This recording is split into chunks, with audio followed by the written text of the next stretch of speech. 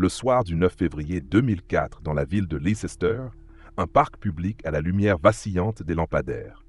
Le vent froid souffle, agitant les feuilles mortes. Stéphane Pakira, 14 ans, marche seul. Il ne se doute pas que cette promenade va être sa dernière. À quelques mètres dans l'ombre, Warren LeBlanc, 17 ans, attend, un marteau à la main. Personne ne sait encore ce qui va se passer. Un simple geste, une rupture, une vie brisée.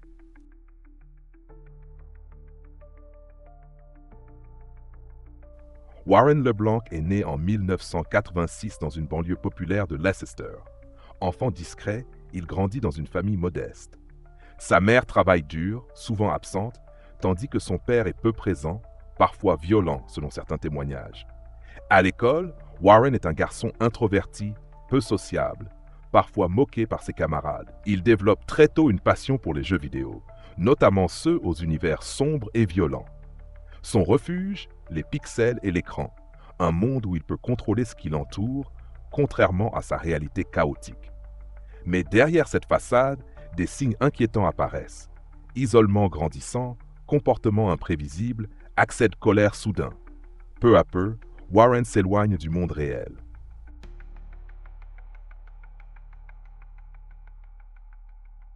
Au fil des années, le comportement de Warren se durcit.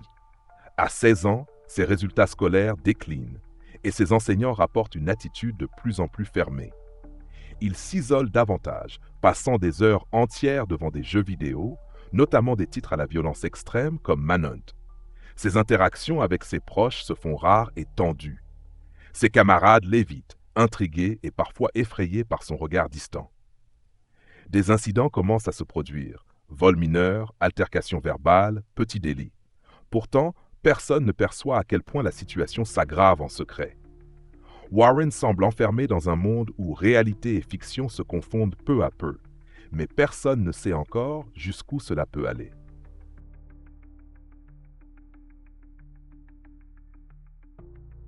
Février 2004, un froid matin dans Leicester. Stéphane Pakira, un garçon de 14 ans, fréquentait le même lycée que Warren LeBlanc, bien qu'ils ne soient pas particulièrement proches.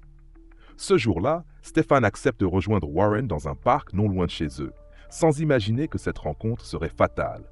Warren, déjà en proie à une agitation intérieure intense, a préparé son plan.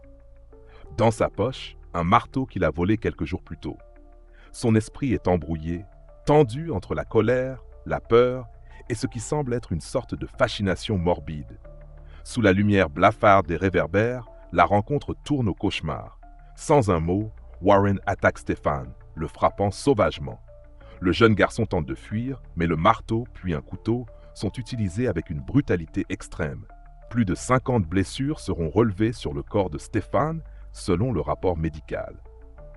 Le parc devient alors un théâtre silencieux d'une violence inouïe.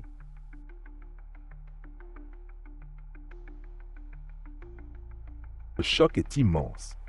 Quand le corps de Stéphane est découvert par un passant, la police est alertée immédiatement. Les autorités se rendent rapidement sur place, découvrant une scène d'horreur qui bouleverse la communauté de Leicester.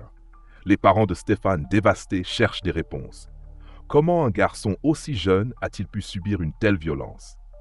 Qui pouvait en vouloir à leur fils au point d'un tel acte? L'enquête débute dans un climat tendu. La police interroge les proches, les témoins. Les premiers indices pointent vers Warren LeBlanc, qui est rapidement identifié comme suspect principal. Son lien avec Stéphane, bien que distant, intrigue les enquêteurs. Parallèlement, une rumeur circule. Le jeu vidéo violent Manhunt aurait influencé Warren. Cette piste, bien que controversée, va cristalliser l'attention médiatique et susciter un débat national. Mais au-delà des apparences, l'enquête révélera des motivations plus complexes, plus sombres.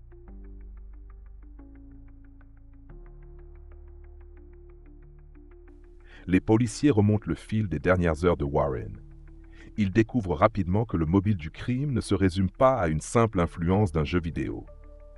Derrière la violence, c'est une dette de jeu qui ressort. Warren devait de l'argent à un tiers et cherchait à s'en débarrasser. Le vol semble avoir été le déclencheur principal. La violence, une réponse désespérée à une pression croissante. Au cours des interrogatoires, Warren reste fermé, énigmatique. Son silence nourrit la suspicion, mais aussi la perplexité des enquêteurs.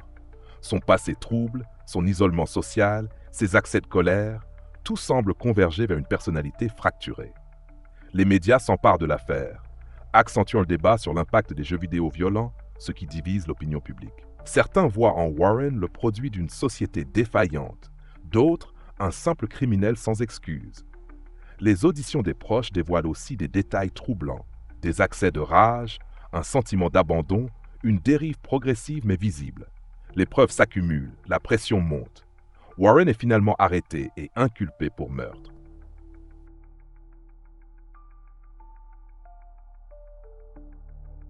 L'audience débute à la cour de Leicester quelques mois après l'arrestation de Warren LeBlanc. La salle est chargée d'émotions.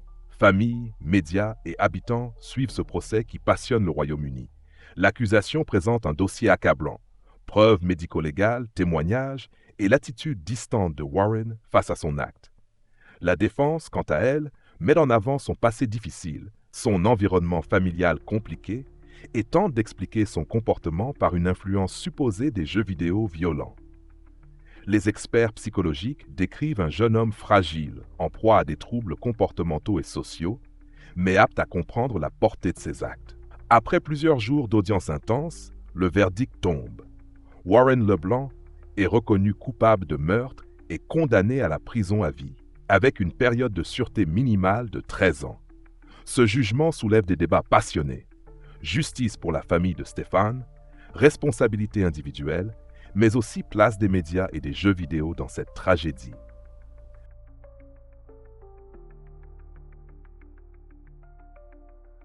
Dix ans plus tard, en 2014, Warren LeBlanc est libéré sous condition, après avoir purgé la période de sûreté fixée par la Cour.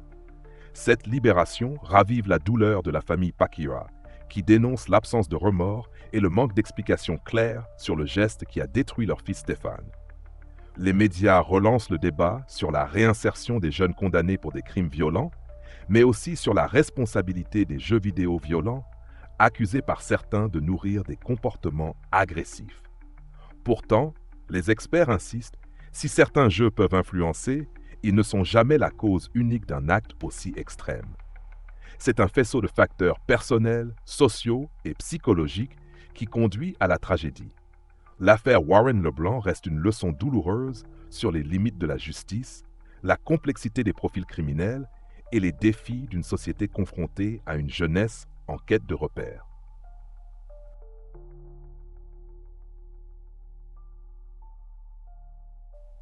Malgré l'interdiction du jeu Manhunt dans plusieurs pays en raison de sa brutalité extrême, certains médias n'ont pas hésité à s'en servir comme bouc émissaire. À chaque affaire tragique, une rengaine revient. Le jeu vidéo est responsable. Le jeu vidéo est un danger pour la jeunesse. Le jeu vidéo, c'est le mal. Pourtant, le jeu vidéo n'est-il pas à la base un espace de divertissement, un exutoire? Un moyen de s'évader d'une réalité parfois brutale, d'explorer des mondes, de rêver, de collaborer, d'apprendre. Pour beaucoup, il a été une première porte vers la musique orchestrale, vers l'histoire, vers la réflexion, voire vers l'apprentissage de l'anglais ou de la lecture. Ces adolescents qu'on pensait renfermés, isolés devant un écran, parlent aujourd'hui avec des amis du monde entier. Ils créent, partagent, s'expriment. Alors bien sûr, il faut encadrer, protéger, accompagner.